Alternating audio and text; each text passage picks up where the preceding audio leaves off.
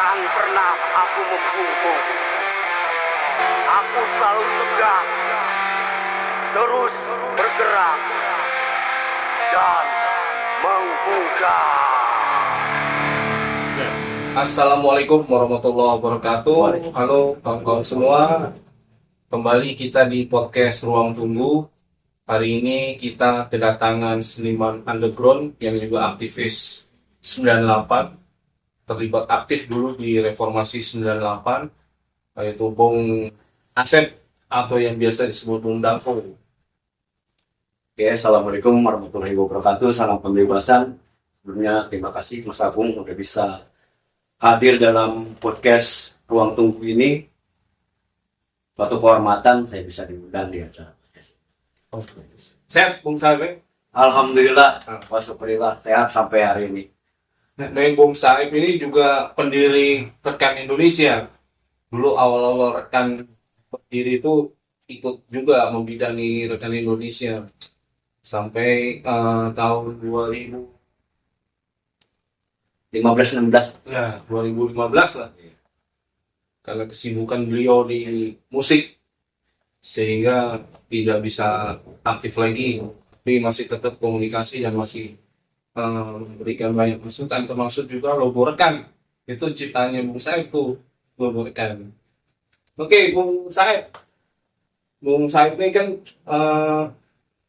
seniman underground nih, terlibat di musik yang berisi kritik sosial pada pemerintah gitu. Punya band juga namanya Sokras. Bisa cerita tuh soal Sokras, Bung? Iya, sekali lagi mungkin saya perkenalkan diri dulu. Namaku Asep Nurdin, cuman orang panggil biasanya Saeb. Ya, kalau sedikit tadi Mas Agung udah bilang bahwa latar belakang saya tadi sudah di Mas. Cuman sekarang lagi fokus di kesenian, di musik ya. Aku sendiri punya grup band yang namanya Sokras, posisi sebagai vokalis. Ya, kalau latar belakang kenapa lahirnya Sokras ini sebenarnya dari keresahan saya juga melihat kondisi yang ada. Tapi yang saya bisa mau ngapain nih? Ya kebetulan saya mungkin diberi sedikit anugerah dari yang di atas, bisa untuk main musik dan menulis lirik. Ya kenapa enggak kalau misalnya saya tulis lirik itu dan lirik itu bisa saya jadikan musik. Tapi kan yang jadi kebingungan kita mau dengan siapa. Nah kebetulan kawan dekat rumah ini sepemikiran dengan saya. Dari hasil obrolan, diskusi, akhirnya pada tanggal 16 Maret kita ya obrolan bincang santai, akhirnya yuk kita bermusik lagi. Tapi mau musik kayak gimana nih? Musik bagaimana? Akhirnya diskusi panjang. Secara prinsip kita tetap bermusik dengan membawakan lirik kritik sosial. Masalahnya mau genrenya apapun ya nanti mengalir aja kita genrenya ya. Mau genrenya punk apa mau itu kita mengalir aja. Yang penting secara tegas kita akan membawakan lagu yang enggak jauh dari tema-tema sosial, kritik sosial, kondisi di tengah masyarakat. Makanya berdirilah Sokras pada tanggal 16 Maret 2003. Iya, jadi Sokras tuh di latar belakangi sama seniman-seniman underground ya, anak muda yang memang dia belum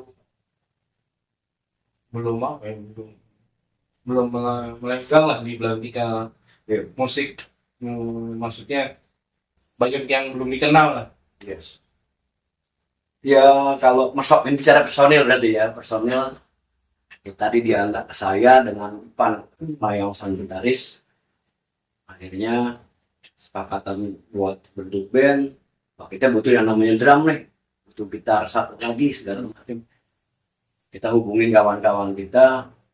Tapi ini bukan kawan-kawan nanti lama ya, ini masih fresh ibaratnya anak-anak muda yang memang karena kita harus nyambungin antara antara generasi saya dan Ipang dengan kawan-kawan ini bermusiknya seperti apa gitu. Akhirnya kita dapat ya Sopras dapat untuk personil pemain drum, pemain gitar dan pemain bass. Ya ada kawan-kawan anak muda sepakat mereka untuk bergabung dengan Sopras dengan lirik yang memang tegas, kita lirik-lirik perjuangan, perlawanan, mereka sepakat akhirnya di Sopras. Itu kenapa di namain Sokras ya? Artinya apa? Oh iya. Apa ngambil dari nama Sokrates atau apa? Ya secara ininya kita pas malam itu ya, malam tanggal 16 itu kita searching, googling, kita mau nyari apa namanya nih. Karena ibaratnya liriknya memang ini udah harus nyesuaiin nama band dengan lirik kita nih yang penuh filosofis perlawanan. Cetuslah. Nah, kalau misalnya Sokrates aja. Cuman aku pikir kalau misalnya Sokrates ini terlalu berat juga. Nggak begitu nyeleneh gitu loh artinya. Gimana kalau kita plesetin aja jadinya Sokras. Wah kayaknya boleh juga tuh Sokras tuh. Kalau misal pun orang mau nanya apa sih artinya Sokras, ya cuman kita plesetin aja, kita sok-sokan keras aja. Kalian ngambil dari nama Sokrates. Iya, dan nama dari Sokrates, apa filosofis, filsafat. Tapi itu kan terlalu berat ibaratnya nantinya. Makanya kita plesetin jadi Sokras. Terus kenapa tuh ngambil lirik-liriknya kritik sosial gitu kan? Karena kan kalau sekarang kan kita lihat orang juga udah politis nih. Iya. Berita banyak, website bisa online, media online bisa diakses dengan cepat di situ. Terus kenapa Sokras menempatkan diri ngambil lirik kritik sosial? Ya karena nggak lepas dari latar belakang sayanya sendiri.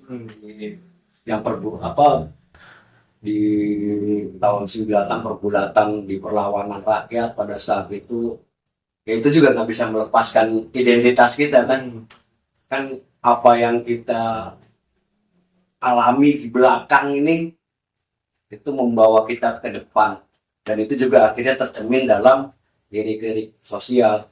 Memang banyak ya kalau misalnya kita di era masuk tahun 2020-an banyak grup band muncul yang memang bawa kritik sosial, tapi artinya ya mohon maaf banyak juga nggak menyambungnya karena sekedar mengkritik segala macam, tapi mereka tidak pernah mengalami pergulatan itu seperti apa kan. Paling enggak dengan latar belakang saya terutama ya di tahun di belakang yang pernah untuk mengorganisir nelayan, paling enggak punya pengalaman di situnya gitu loh, nggak sebatas searching nulis musik perlawanan apa sih, gua Google aja nih kata-katanya ini yang bagus buat kritik sosial, ya nggak juga gitu kan. Artinya kita lahir dari sejarah yang ada itu loh. Oke, teman-teman, kita break dulu, nanti kita kulik lagi nih Bung Saeb. Bung Saeb ini di Sokras juga punya lagu tentang kondisi pelayanan kesehatan di rumah sakit, nanti kita ulik setelah. Kembali kita di podcast Ruang Tunggu, podcastnya Relawan Kesehatan, masih bersama Bung Saeb atau Bung Danko. Nah, tadi saya sudah sedikit singgung tuh bahwa Sokras ini juga peduli dengan isu-isu kesehatan. Ada satu lagu yang saya dengar itu lagu terkait dengan kondisi pelayanan di rumah sakit. Nah itu judulnya apa tuh, Bung Saeb? Judulnya Orang Miskin Dilarang Sakit. Judulnya itu di lagu itu ada di mini album kita yang pertama yang bertajuk Panjang Umur Perlawanan. Jadi pada tanggal 18 November 2023 kita udah ngeluarin mini album yang bertajuk Panjang Umur Perlawanan. Salah satunya lagunya itu dia, Orang Miskin Dilarang Sakit. Orang Miskin Dilarang Sakit. Oke, ini teman-teman bisa kita dengar lagunya.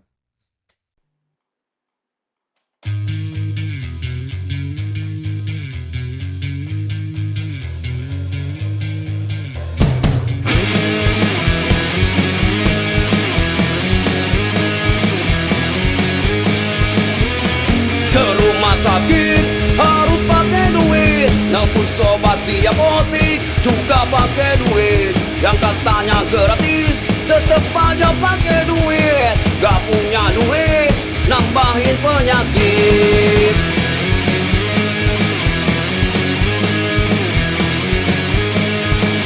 Mau cepet dapet kamar harus pakai duit. Mau cepet dilayanin juga pakai duit. Yang katanya gratis harus pakai duit. Gak punya duit malah nambah penyakit. Yang sehat jadi sakit, yang sakit jadinya setengah koin. Karena gak punya duit, akhirnya mati di bangsa rumah sakit. Ke rumah sakit harus pakai duit, nebus obat di apotik juga pakai duit. Yang katanya gratis tetep aja pakai duit. Gak punya duit nambah jadi penyakit. Yang sehat jadi sakit, yang sakit jadinya setengah koin. Karena gak punya duit, akhirnya mati di bangsa rumah sakit. Yang sehat jadi sakit, yang sakit jadinya setengah koin. Karena gak punya duit, akhirnya mati di bangsa rumah sakit.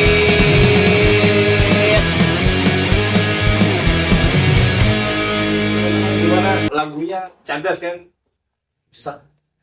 Sesuai dengan kegiatan kita advokasi di rumah sakit, mewakili lah setidaknya apa yang kondisi yang terjadi di bawah seperti itu.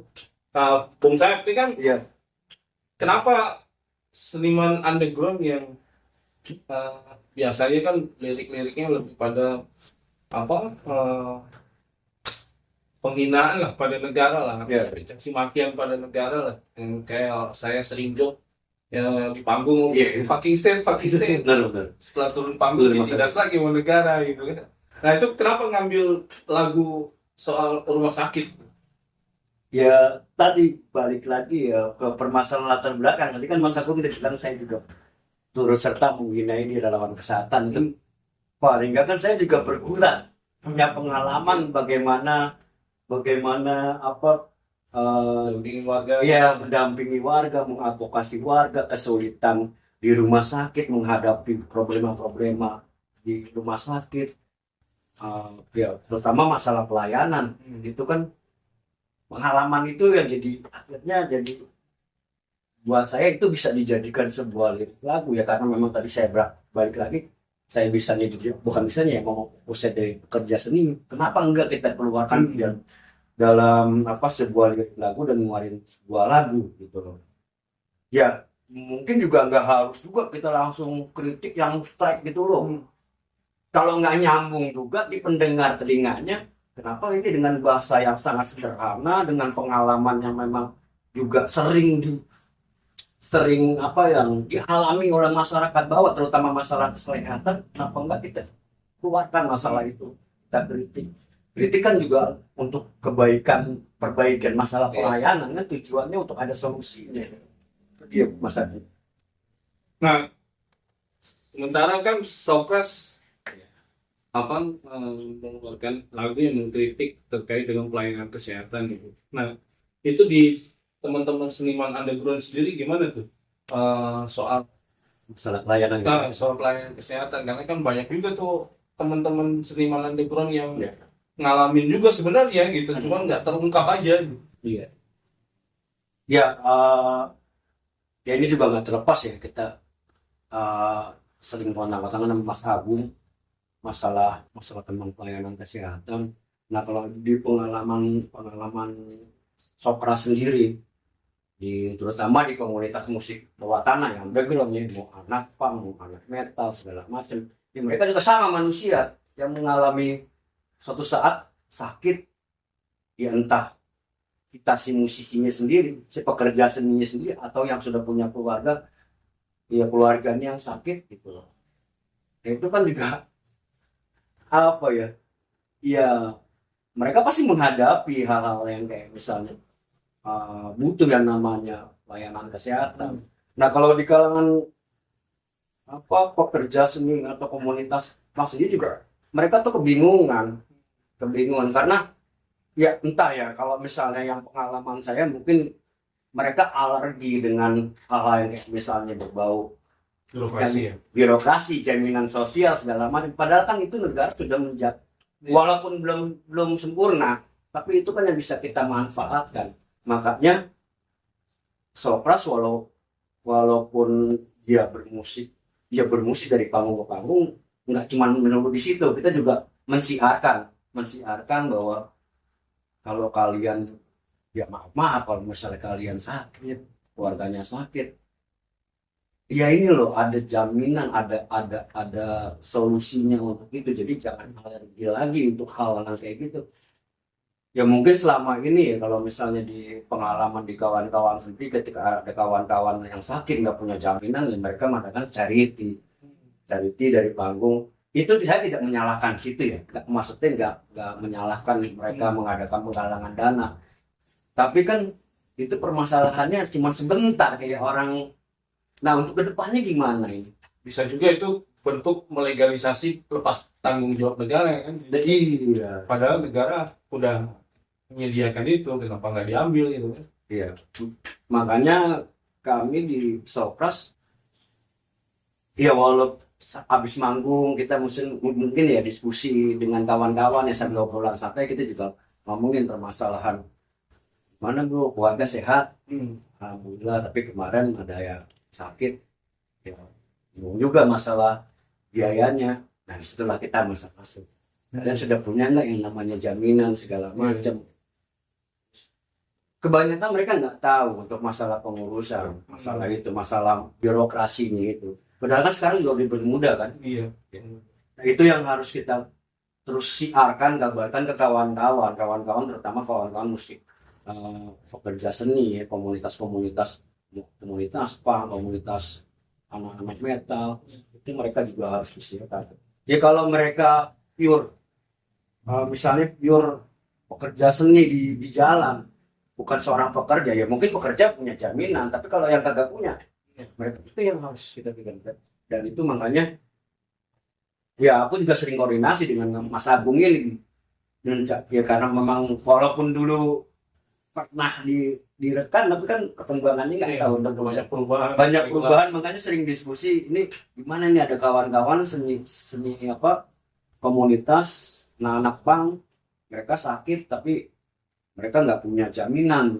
Nah, ini solusinya seperti saya sering diskusi dengan Mas Agung, dan itu apa yang dari Mas Agung sampaikan ke saya sampaikan lagi ke kalau kawan-kawan yang memang ada yang punya permasalahan ketika sakit. Jaminan gitu. Nah, dan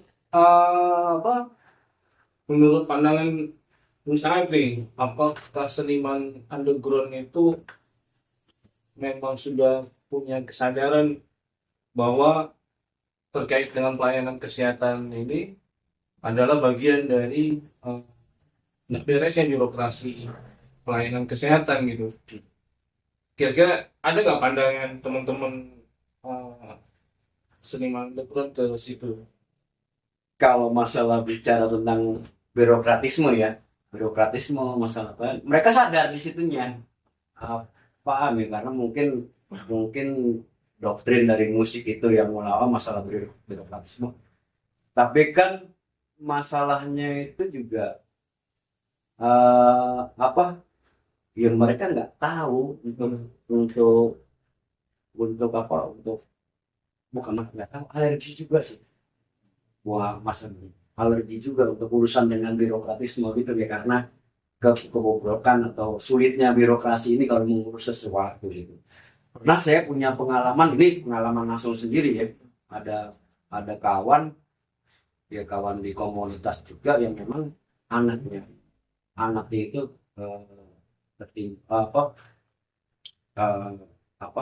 di telinganya itu sakit kan. Dia butuh alat bantu.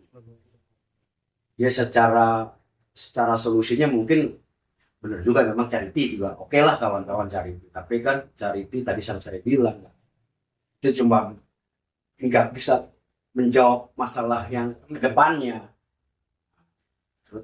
Itu kawan itu tinggal di Jakarta. Ya artinya Jakarta waktu itu kita obrolin juga kan, saya tanyain juga itu bisa nggak sih dia punya dapat alat bantu dengar itu. Terus aku bilang bisa, itu tinggal di Dinsos itu. iya di Dinsos aja. Tapi kan dia punya standar birokrasi yang harus diurus, itu kan yang harus diikuti kan. Bukannya main ujuk-ujuk kita minta alat bantu ya.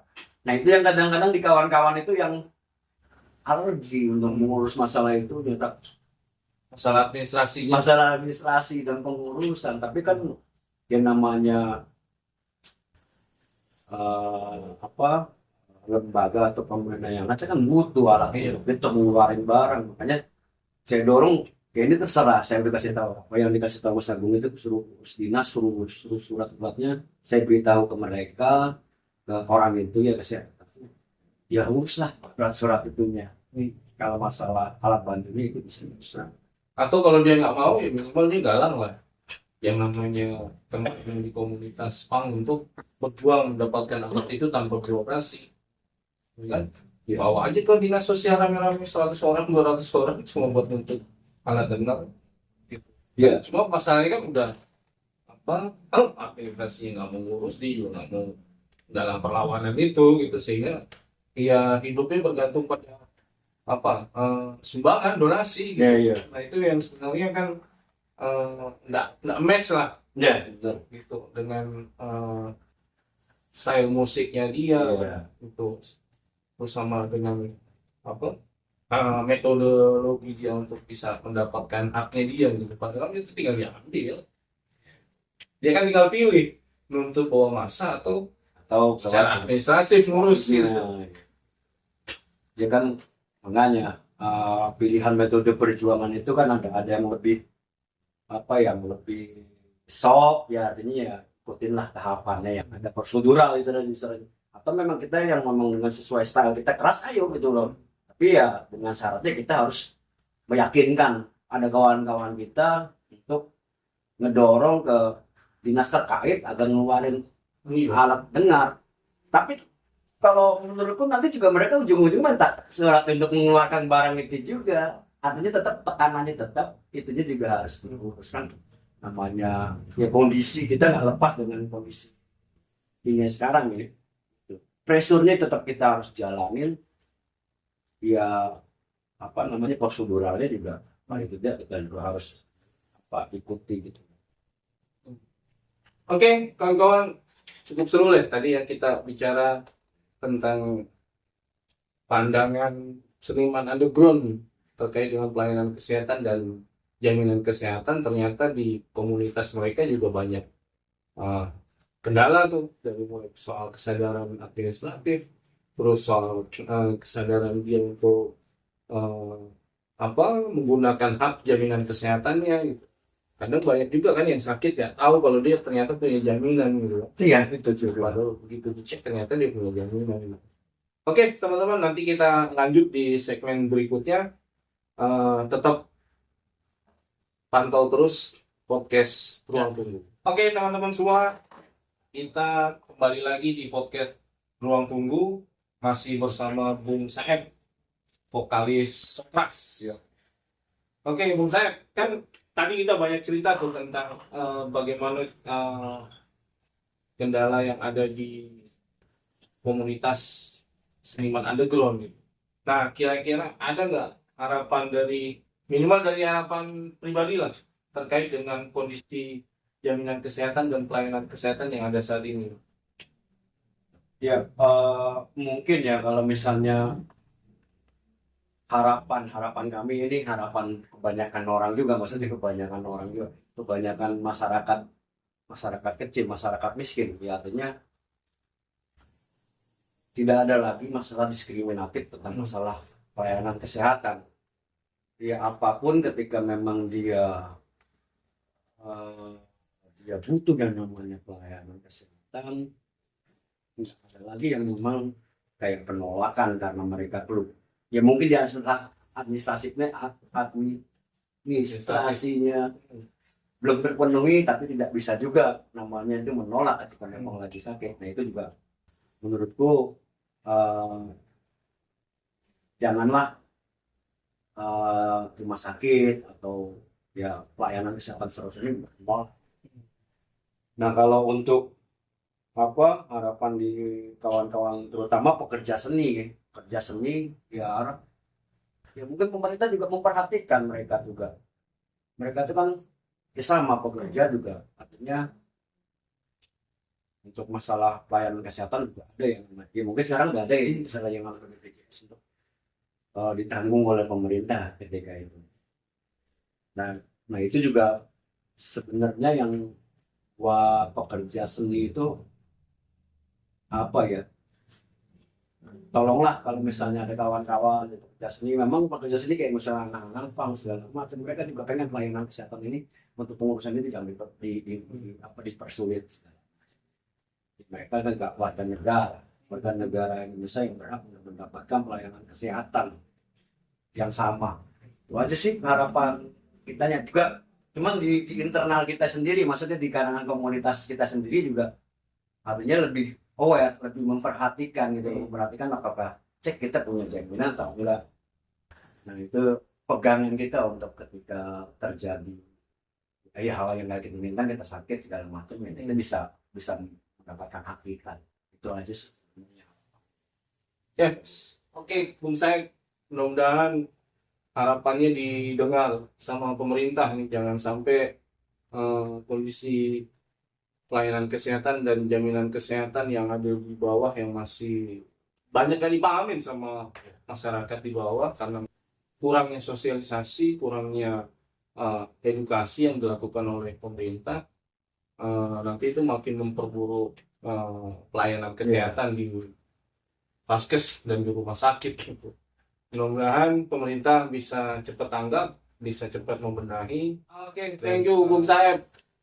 Salam perlawanan. Salam perlawanan. Terima kasih. Sokras bisa diakses di mana?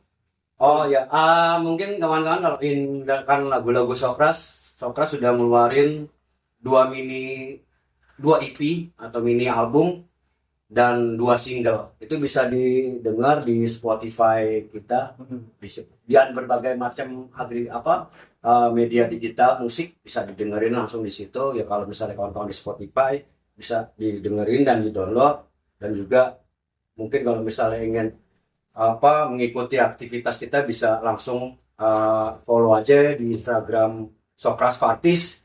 Misalnya itu aktivitas kita ngapain aja, mau apa aktivitas dari kita mau di mana segala macam, itu bisa diikuti.